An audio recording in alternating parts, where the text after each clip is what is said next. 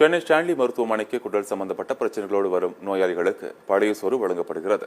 அறுவை சிகிச்சை செய்ய வேண்டிய நிலையில் வந்த நோயாளிகள் பழைய சோறு சாப்பிட்டதால் பல மாற்றங்கள் ஏற்பட்டுள்ளதாக இரைப்பை குடல் அறுவை சிகிச்சை மருத்துவர் ஐஸ்வந்த் தெரிவித்துள்ளார்.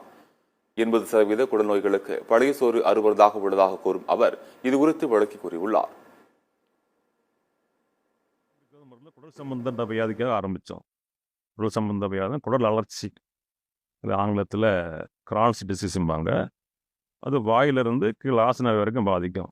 புண்கள் வர்றது, உள்ள அடைப்புறது, குடலில் ஓட்டை விடுறது, ரத்த உலக்கு வர்றது, இப்படி பல சில காரணங்கள் அதில் இருக்கும். வேறு அல்சரேட்டிவ் கொலைட்டிஸ், அது பெருங்குடல் வளர்ச்சி. இந்த 3 வியாதிகளுக்காக வேண்டியது ஐபிஎஸ், கிரான்ஸு, அல்சரேட்டிவ் கொலைட்டிஸ், இந்த குடல் சம்பந்தப்பட்ட வியாதிகளுக்கு ஆரம்பிச்சு. குடலில் பார்த்தீங்கன்னா குடலை இயக்குவது குடலில் உள்ள நுண்ணுயிரிகள், முக்கியமாக பாக்டீரியாக்கள், ஃபங்கஸ், வைரஸ் எல்லாமே இருக்கும். குடலில் பாக்டீரியாவின் எண்ணிக்கை நம்ம உடலில் உள்ள செல்கள் எண்ணிக்கையோட அதிகமாக இருக்கு. அந்த அளவுக்கு அந்த பாக்டீரியாக்கள் நம்மளோட ஒட்டி உறவாடி கொண்டிருக்கிறது. பழைய சோறு எவ்வளவு நன்மை பயக்குது. தீராத பல வியாதிகளுக்கு நல்ல மனிதனோட மலத்தையே மருந்தாக கொடுக்குறாங்க. அதை ஏன் கொடுக்குறாங்கன்னா அதை நல்ல பாக்டீரியா இவங்களுக்கு வரணுங்கிறதுக்காக வேண்டி. பழைய சோறு எப்படி நமக்கு பயன்படுகிறது? நம்ம சோறை தண்ணி ஊற்றி ஊற வைக்கும்போது பொதுவாக ராத்திரி ஊற வைப்போம். அது சுற்றுச்சூழலில் பாக்டீரியாவை எடுத்து இந்த ஃபெர்மெண்டேஷன் ஆகும். அப்படி ஆகும்போது இந்த பழைய சோறுக்க சத்துக்கள் பல மடங்கு அதிகரிக்கிறது. இந்த வினை புரிகின்ற காரணத்தினால சுமார் 2000க்கு சம்பந்தப்பட்ட மூலப்பொருட்கள் வெளியாகிறது. பெரும்பாலும் எல்லா விட்டமின் சத்துக்களும் அது தயாரிக்கிறது. நீங்கள் பார்த்தா ஆன்டி ஆக்சிடென்ட்ஸும்பாங்க.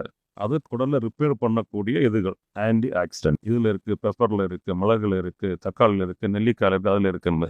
இது எல்லாமே ஊற வைப்பதன் மூலம் இதில் இந்த பாக்டீரியா தயாரிக்கிறது.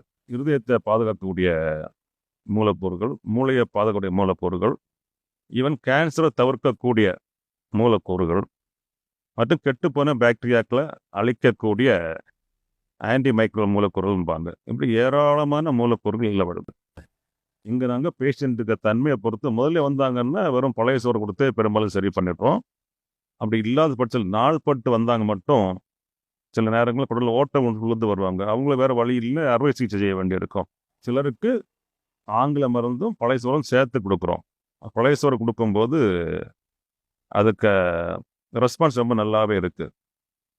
அதேபோல் அல்சரேட்டிவ் கொலைட்டிஸ், பெருங்குடல் வளர்ச்சி வியாதி, இதுவும் அதே போல தான் மிகவும் தீவிரமாக இருக்கும், உயிரை பறிக்கக்கூடிய வியாதிகள். இந்த 2 வியாதிகளுமே தொடர்ந்து இருந்தாச்சுன்னா, அந்த இடத்துல புண்ணு ஆறாமல் இருந்தாச்சுன்னா அது புற்றுநோயை வரவழைக்கும்.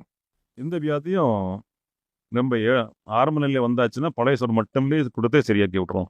இல்லைன்னா ஆங்கில மருந்து சேர்ந்த சிலங்களை கொடுக்க வேண்டியிருக்கும். ஒவ்வொரு வியாதியிலுமே எதிர்பார்த்தோட பல மடங்கு, எந்த மருந்தை விடவும் பல மடங்கு அதிகமாக பழைய சோறு பலனளிக்கிறது. இந்த பழைய சோறு கொடுத்து குடல் சரியாகும் போது நிறைய பேர் மருந்து கொடுத்தும் சரியாத வரைக்கும் நிறைய நெஞ்சரிச்செல்லாம் சரியாகிருக்கு. ஸோ இருக்கிறதுல சிறந்த உணவு, நோயை தடுக்கக்கூடிய உணவு, கம்ப்ளீட் அண்ட் பேலன்ஸ் டயட்னு சொல்லுவாங்கள்ல, ஒரு உணவு. இதில் எல்லா சத்துக்களும் இருக்குது. வேறு எதுவுமே என்னன்னு கேட்டால் பழைய சோறு. தைரியமாக சொல்லணும், தைரியமாக பாருங்க.